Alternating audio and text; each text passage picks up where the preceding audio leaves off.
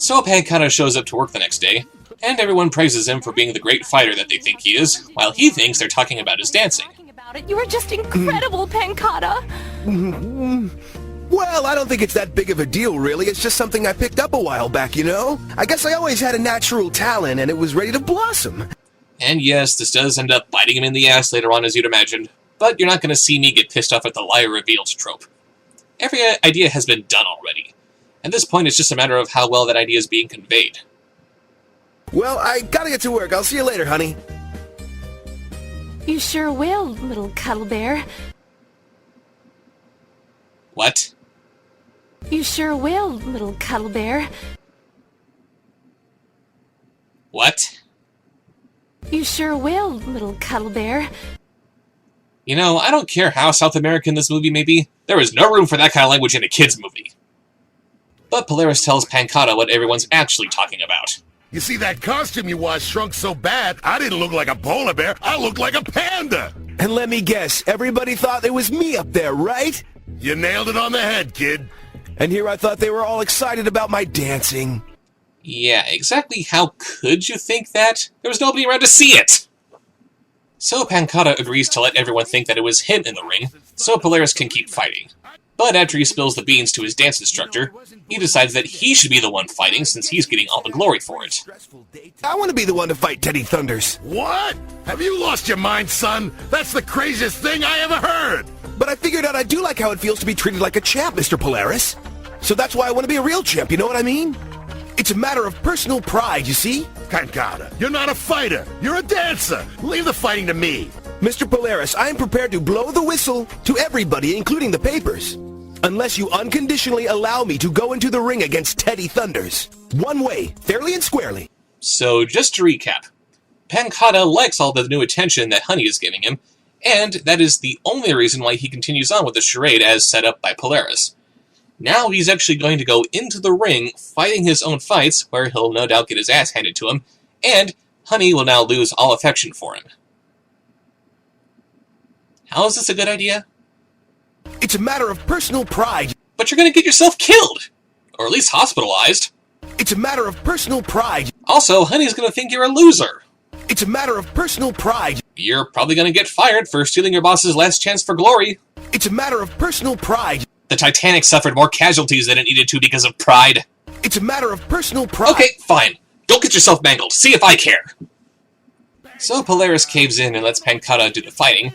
And of course, we get the obligatory training montage set to faux Rocky music.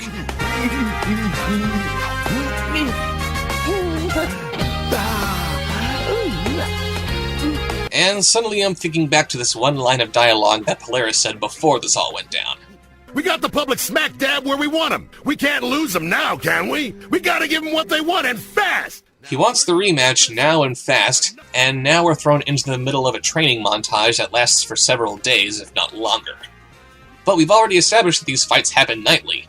With no one to fight while this montage is going on, I'm pretty sure these guys just lost whatever chance they had of giving the public what they wanted. Remember, if you fight like you dance, you can never go wrong. Lest we forget, Panda actually failed at his last dance competition. So the night of the rematch comes, and Panda is ready to go. Sort of.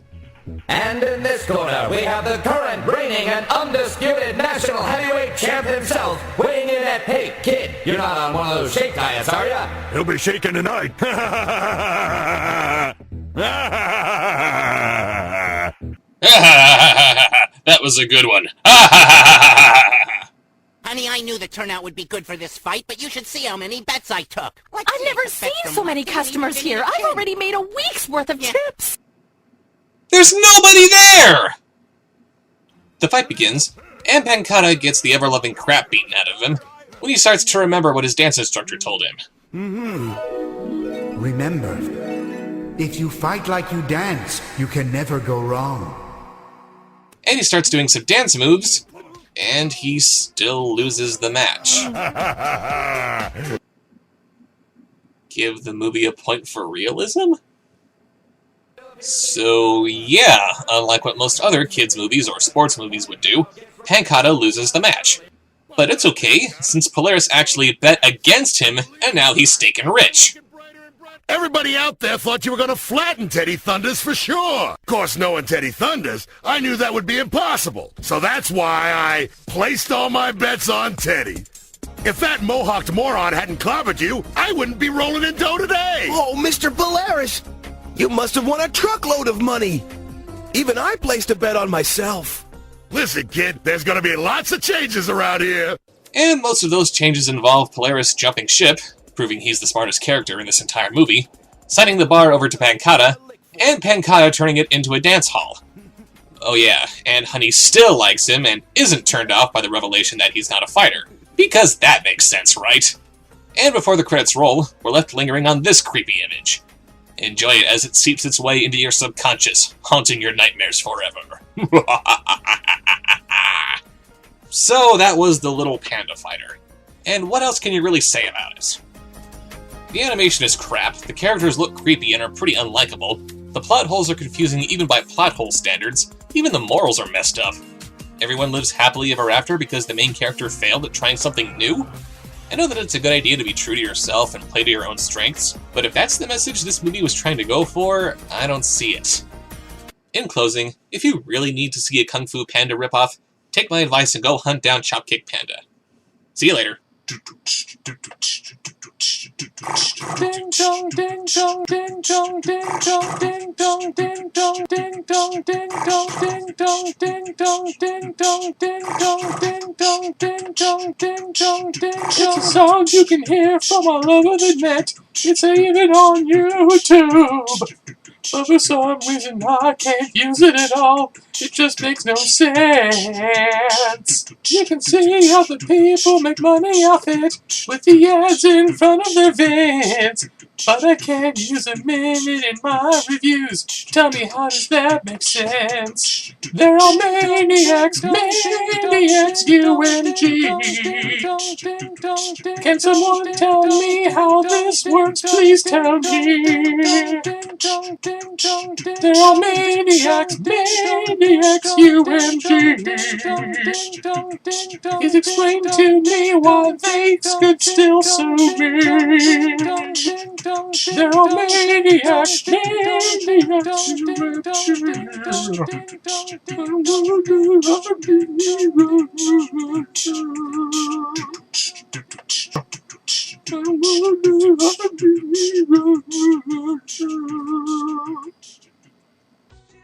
Your powers are weak. You can't win, Slade. If you strike me down, I shall become more powerful than you can possibly imagine. For the love of Pete, don't start with the Yoda quotes. You did that when we were kids and it drove me bonkers. Actually, it's Obi-Wan, not Yoda. I don't care if it was Jar Jar Pickles. Binks. Insufferable fool! I can't say he's my favorite character either.